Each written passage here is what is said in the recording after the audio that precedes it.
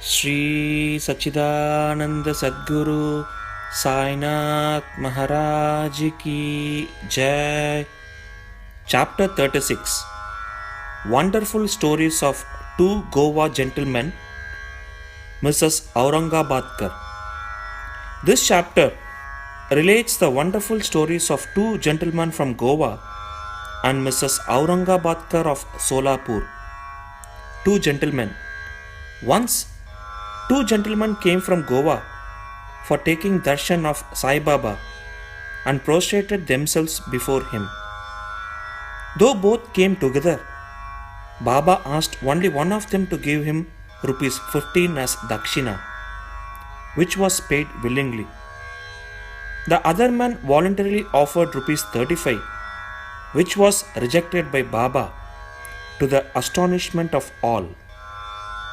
Shama, who was present, asked Baba, "What is this?" Both came together.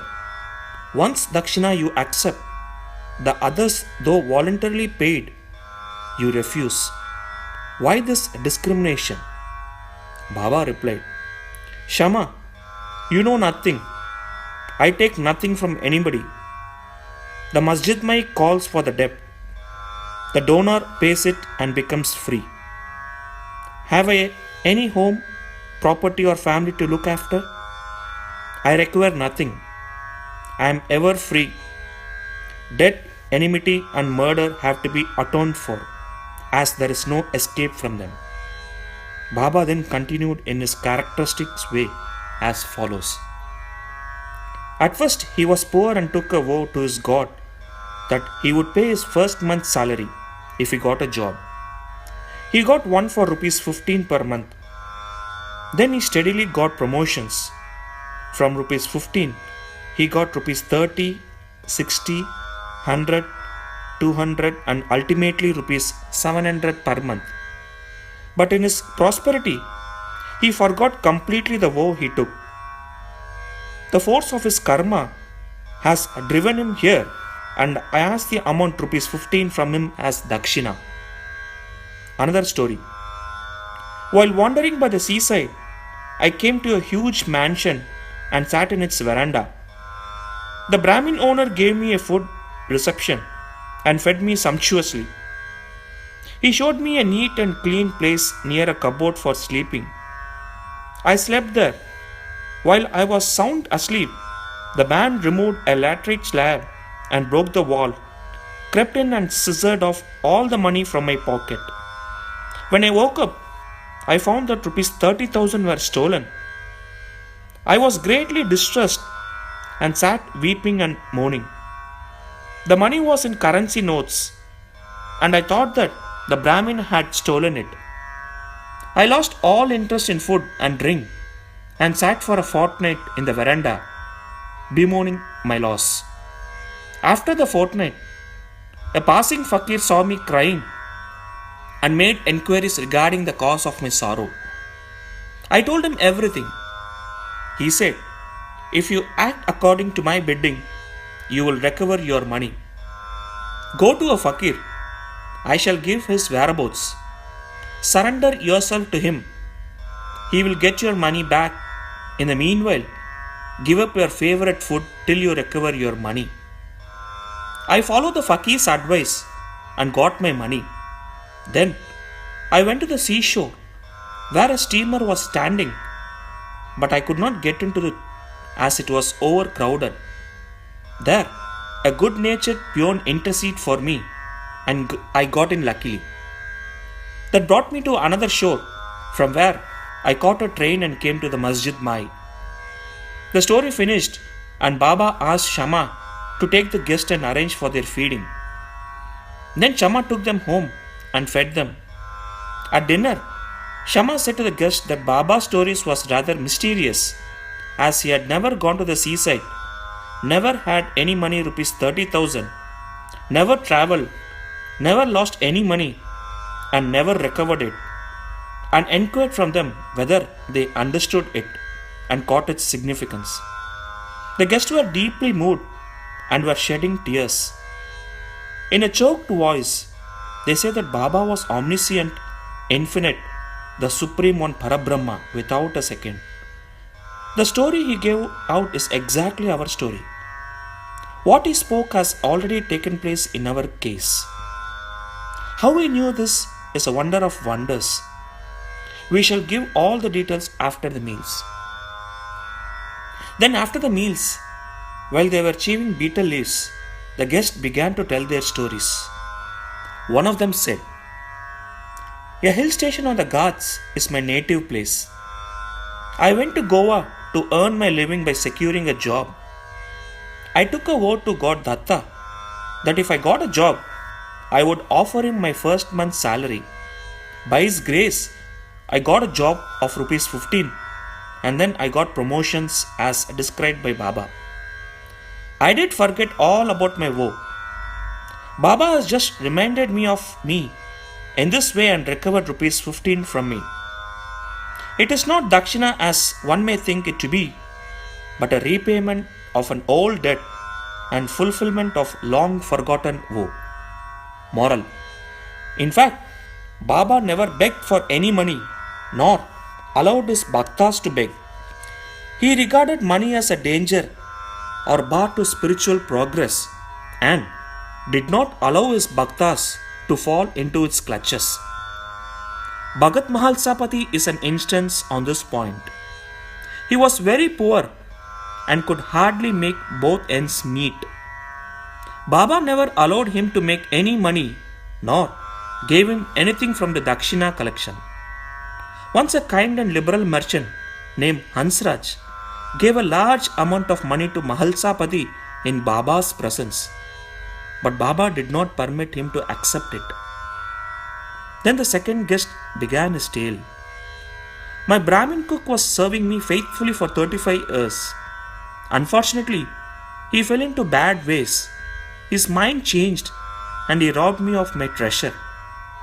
By removing a lateritic slab from my wall where my cupboard is fixed, he came in while we were all deep asleep and carried away all my accumulated wealth of rupees 30,000 in currency notes. I know not how Baba mentioned the exact amount. I sat crying day and night. My enquiries came to nothing. I spent a fortnight in great anxiety.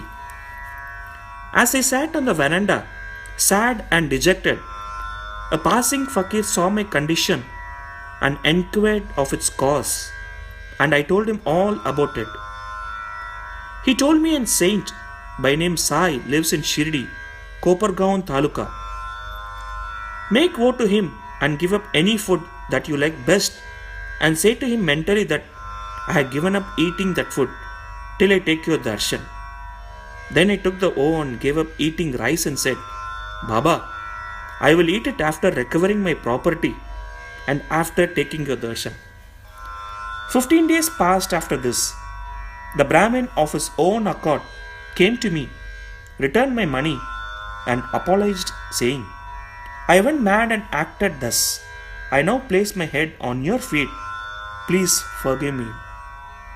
Thus everything ended well. The fakir that met me and helped me was not seen again. An intense desire to see Sai Baba, whom the fakir pointed out to me, arose in my mind. I thought that the fakir, who came all the way to my house, was no other than Sai Baba. Would he, who saw me and helped me to get my lost money, ever covet rupees 35? On the contrary, without expecting anything from us, he always leads us on the path of spiritual progress.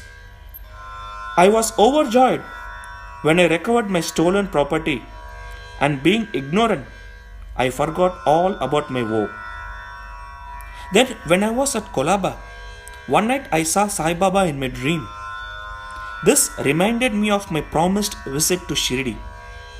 I went to Goa and from there wanted to start for the Shirdi by taking a steamer to Mumbai en route. But when I came to the harbour, I found that the steamer was crowded and there was no place. The captain did not allow me, but on the intercession of a peon, who was a stranger to me, I was allowed to get into the steamer which brought me to Mumbai. From there, I came by train. Surely I think that Baba is all pervading and all knowing. What are we and where is our home? How fortunate we are that Baba got our money back and drew us here to himself. Shirdi folks must be infinitely superior and more fortunate than we, for Baba has played, laughed, talked, and lived with you for so many years. I think that your store of good merits must be infinite. Sai is our Datta, Lord Dattatreya. He gave me a seat in the steamer and brought me here, and thus gave proof of his omniscience and omnipotence. Mrs. Aurangabadkar. A lady from Solapur, the wife of Sakaram Aurangabadkar, had no issue during the period of 27 years. She had made a number of vows to gods and goddess for an issue, but was not successful. She then became almost hopeless. To make a last attempt in this matter, she came to Shirdi with her stepson Vishwanath and stayed there for 2 months serving Baba. Whenever she went to the masjid, she found Baba surrounded by devotees. She wanted to see Baba alone, fall at his feet, and open her heart and pray for an issue. But she did not get a suitable opportunity. And ultimately, she requested Shama to intercede with Baba for her when he was alone. Shama said to her that Baba's darbar was open. Still, he would try for her and the Lord might bless her. He asked her to sit ready with a coconut and joss-sticks in the open courtyard at the time of Baba's meals, and that when he beckoned to her, she should come up. One day, after dinner, when Shama was wiping Baba's wet hands with a towel, the latter pinched Shama's cheek. Shama, feigning anger, said, "Deva, is it proper for you to pinch me like this? We don't want such a mischievous God who pinches us thus. Are we your dependents? Is this the fruit of our intimacy?" Baba replied, "O Shama, during the 72 generations that you are with me, I never pinched you till now, and now you resent my touching you?" Shama replied, "I want a God who will always love us and give us new dishes to eat. We do not want any reward from you or heaven, etc. Let our faith unto your feet be ever awake." Baba: "Yes, I have indeed come for that. I have been feeding and nursing you, and I have got love and affection for you." Then Baba went up and took his seat. Shama beckoned to the lady. She came up, bowed down and presented the coconut and joss-sticks. Baba shook the coconut, which was dry. The kernel within rolled and made a noise. Baba said, "Shama, this is rolling. See what it says." Shama: "The woman prays that a child should similarly roll in her womb. So, please give her the coconut with your blessings." Baba: "Will the coconut give her any issue? How foolish people are to fancy such things." Shama: "I know the power of your words and blessings. Your word will give her a series of children. You are wrangling and not giving real blessing." The parley went on for a while. Baba repeatedly ordered to break the coconut, and Shama pleaded for the gift of the entire fruit to the lady. Finally, Baba yielded and said, "She will have an issue." When asked Shama, "In 12 months," was the reply. At this, the coconut was broken into 2 parts. One was eaten by the 2, and the other was given to the lady. Then Shama turned up to the lady and said, "Dear lady, you are a witness to my words. If within 12 months you do not get an issue, I will break a coconut against this Deva's head and drive him out of this masjid. If I fail in this, I will not call myself Madhav. You will soon realize what I say." She delivered a son in a year's time, and the son was brought to Baba in his 5th month. The couple, both husband and wife, prostrated themselves before Baba, and the grateful father paid a sum of rupees 500, which was spent in constructing a shed for Baba's horse Shamkarna. Bow to Shri Sai, peace be to all. Shri Sachidananda Sadguru Sainath Maharaj Ki Jai.